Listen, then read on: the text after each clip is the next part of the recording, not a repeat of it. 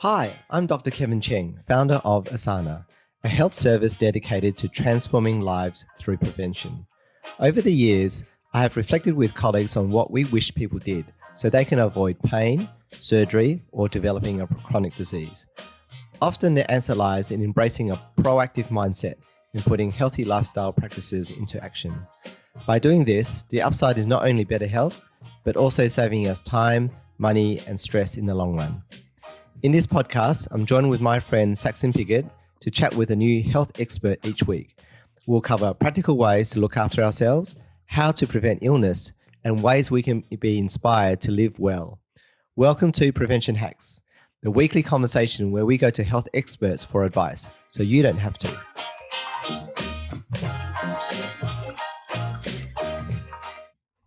Welcome, Mitchell. What happens if we don't manage stress? I think ultimately, well, first of all, thank you for having me today. What happens if we don't manage the symptoms of stress? They ultimately will more than likely continue and start to affect other areas of your life. Stress is associated with a number of different symptoms. It can affect the body, that is, it can impact our immune system. It can lead to aches and pains. It can affect gastrointestinal functioning as well. Alternatively, it can affect our thinking or cognition. That is, it can make it hard for us to concentrate and to think. And it can also affect our actions too, in that people can start to resort to substances or alcohol or drugs to manage stress. So ultimately, if stress isn't managed, the symptoms that are associated with stress are unlikely to abate. They're going to continue. And unfortunately, they can start to affect a person's life. As you can probably imagine, if a person's drinking excessively to manage their stress, that can start to affect their physical health, their work and relationships. That can be really damaging. Men don't a lot of men don't ask for help or won't ask for help. When's the best time for someone to think about doing that?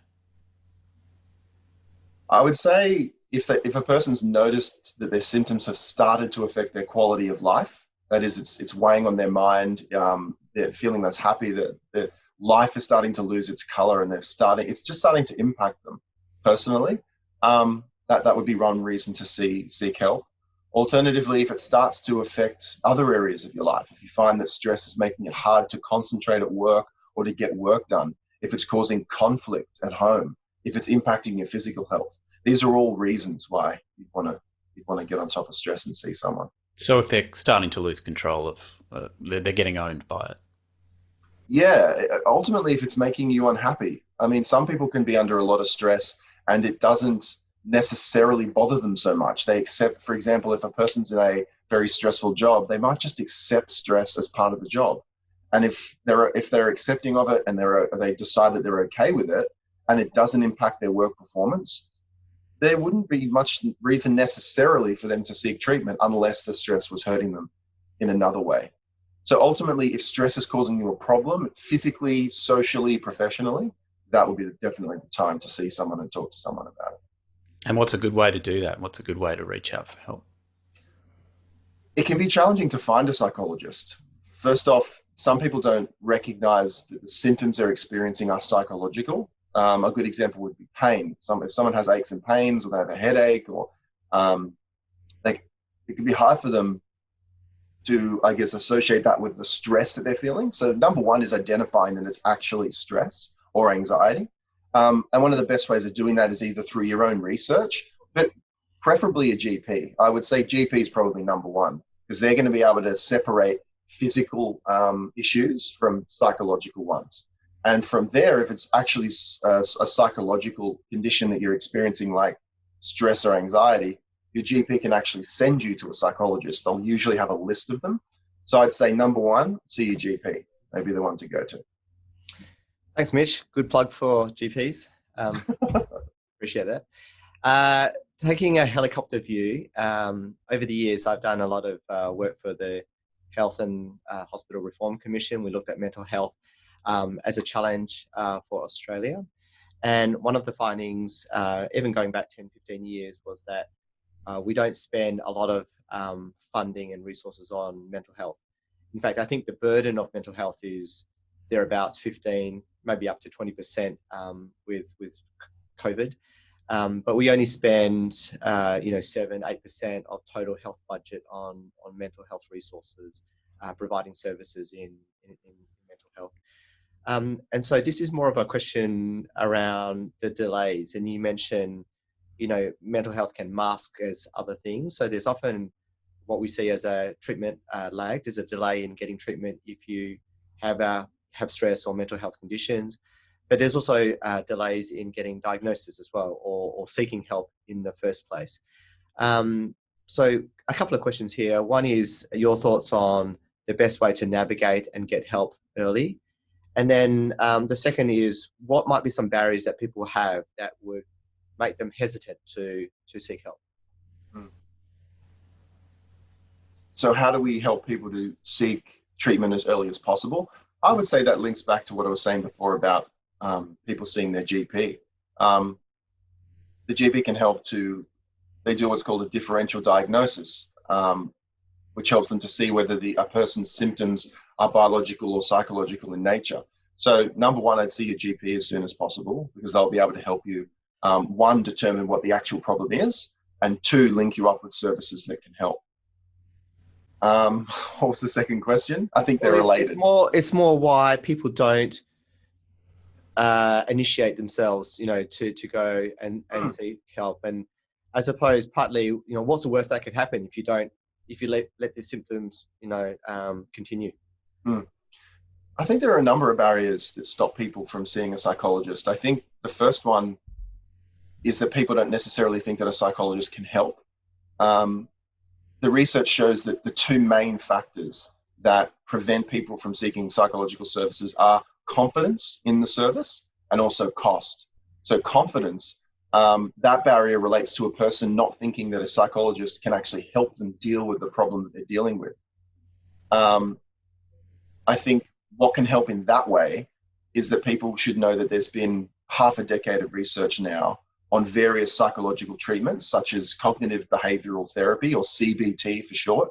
That's a psychological treatment that's been proven to be effective for a range of different conditions, including anxiety, depression, and so on. So they can be confident that thousands and thousands of people have been helped by this. So that addresses the confidence issue. Like, we actually do have good treatments. And number two, the other barrier can be cost. It can be really expensive to see a psychologist. One of the great things about Osana, I think, is that we offer, as part of a person's membership, we offer 10 sessions that a person won't need to pay for. Medicare will actually fund those sessions for them. So that addresses the cost issue. Apart from confidence in the service and cost, I'd say stigma could also play a role, in that sometimes people can either feel, I guess, embarrassed or reluctant to go to a psychologist. This can affect men in particular, in that I think years and perhaps decades ago, it was very much a cultural norm, at least I think in Australia, of men sort of not asking for help or talking about their feelings. There was at least a stereotype about that. And I think that isn't as strong these days. I think guys are thankfully a lot more willing to actually talk to someone and see a psychologist. So I think it's definitely getting better, but I think the stigma, or the perceived stigma of psychology or seeing a psychologist, might make someone a little bit reluctant to do it. So I guess to summarize, I'd say the way to address the barriers to treatment are: one, see a GP who can link you up with services; two, feel confident that it can work, because we have a lot of research that shows that it does work. It doesn't mean that it will. You might need to try out a few different psychologists before you find one that works for you. Number three is cost. So some of the session will either be get covered by Medicare, and in some instances, like Osana, it will be completely covered. With private psychologists in the community, it will be partially covered. Perhaps half of the fee will be covered. And finally, stigma. To know that our society is getting a lot better at promoting mental health and communicating that it's something to take seriously as well. So I would say it's really those things that are going to get people through the door and getting the help they need. We're seeing across the service, we're seeing a lot of folks really feeling the pandemic and worried about the uncertainty, challenged with lockdowns, and the infection risks as well.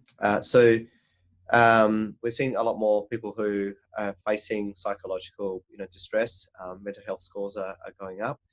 And at the same time, it might be hard to come in and see you or some of the psychology services that we have in our healthcare system. What can folks do at home that has good evidence to reduce stress? I would say start with lifestyle factors. And these are things like sleep. So try to have a sleep routine. That is, try to go to bed at the same time and wake up at the same time each day. That will help you to get into a routine, and it should help to stabilize your sleep pattern. And on the point of routine, I'd actually say routine is pretty key. So in your routine, you should factor the time you go to bed and the time you get out of bed. Naturally, if you're feeling stressed and you're not feeling 100%, your sleep will be affected. So you might also need to rely on other strategies. And these might include things like exercise. So trying to get at least 20 to 30 minutes of moderate exercise a day is around the government guidelines. Apart from that, you could also rely on more intense forms of exercise like running or weightlifting if that's possible for you. Otherwise, a brisk walk for 20 or 30 minutes a day can be really helpful. Apart from that, watch out for your diet. So as I said before, it's not uncommon for people to rely on things like alcohol, drugs, cigarettes, junk food to manage their stress. And of course, we know what can happen if you use too much of those things. So I'd be very conscious of your diet. These are lifestyle factors. Outside of that, what else can you do? Meditation can be helpful. There are a number of good apps that a person can use in this way. One app is called Headspace. Another app is called Calm. And these are apps you can download onto your phone and it will guide you through 10-minute lessons or 10-minute teachings on meditation. So that can be really helpful. I've got a mate who uses Headspace. He swears by it. And he's Yeah. a very unlikely candidate. He's not the kind of guy you would assume is going to reach out for help. He's quite a blokey bloke. But he loves it. He thinks it's been really helpful for him. Well, that's the great thing about technology these days. It's discreet. A person can easily download the Headspace app. No one has to know about it, and it introduces them to the world of mental health and mindfulness. And a lot of the time that can be all a person really wants or needs. So it's excellent. It's excellent. I've got another buddy who's a psychologist, and I had a beer with him at a barbecue recently, and we were asking him about, what do you do and what does it mean? And he was telling us that one of the main takeaways for him is he just gives people tools that they can use. So offers them a bit of fresh perspective that maybe they haven't thought of, but also gives them some tools to cope with certain situations, especially around workplace stress. That's his specialty. So knowing when something's appropriate and when it isn't, and how you might cope with it better. That seemed to be the way that he described it. Yeah, I totally agree. I mean, I try to think of what I do as exactly that. So it's a big portion of it is teaching skills and strategies for managing emotional and also social and psychological issues. And number two, it's really, I try to offer people a space to just get things off their chest. People really, really, really underestimate the value of just having someone who's completely objective, who won't judge you, who will listen to anything you will say and will not tell anyone. People wildly underestimate the value of that. Honestly, most of my job is really just giving people that space to get things off their chest. And so Like a sounding board. It's part, yeah, really. In a lot of ways, it is that. Honestly, I wish I could communicate that, because it's sort of, people don't think that will help. A lot of the time, especially guys that I work with, a lot of the time the message is, what's the point of talking about this problem? Talking about it isn't going to fix it. And that's true. You have to formulate a plan for how you're going to troubleshoot and problem solve. Yes, that's important. But people, as I say, wildly underestimate the value of just being able to talk a problem through. People noticeably feel better in the session. I watch them come in stressed and tense. And as the session goes on, if they can fully just ventilate and get and actually just talk about what they're going through and how they're feeling about it, they leave much more relaxed and feeling much better. So that is probably something I'd really communicate. Even if you don't want to learn skills and things, just come and just know that you will probably feel better just talking about it. Give it a try. Definitely. So in that way, sort of linking back to your question, Kevin, social support is massive. If you have it, like trying to rely on people in your life that you trust and who you can share things with. Now, sometimes people haven't got that luxury of having a great partner or friends or parents or siblings that they can talk to, in which case definitely see a professional. It doesn't always have to be coming to see you. You're saying a bit of social connectivity can go a long way as well. I sometimes think that what I give to people is what a really good friend would give them, which is just objectivity, not acceptance, not judging them, a piece of advice here that might be helpful. So if someone has that in their life, definitely use that resource. Or consider trying to build those relationships. Try to think of someone who's demonstrated, I guess, trustworthiness, and think about if you would like to try to, I guess, deepen that relationship or work on that relationship. So social support is huge. And naturally in COVID, it's one of the things that's been knocked out. People are so isolated at the moment because of the climate, obviously. And people are really taking a hit because of that. Isolation, loneliness, we know really negatively impacts mental health. So getting connected in person or through various forms of technology, if you have to, is crucial. Yeah. And perhaps just to, without scaring anyone, what can happen if folks don't, go and get help, and they, progress, where could be, some of the consequences of how bad mental health can get? It depends how a person's mental health condition manifests. So if someone is highly stressed and they resort to alcohol to cope with that stress, there are a number of their physical health is likely to deteriorate. Yeah. Alternatively, if a person's stress manifests in, I guess, like verbal aggression, like getting snappy with people at home or at work, naturally those relationships are going to deteriorate. So I would say that it really depends on how a person's symptoms manifest. So physical health can decline, social relationships can be impacted, as can work. Yep.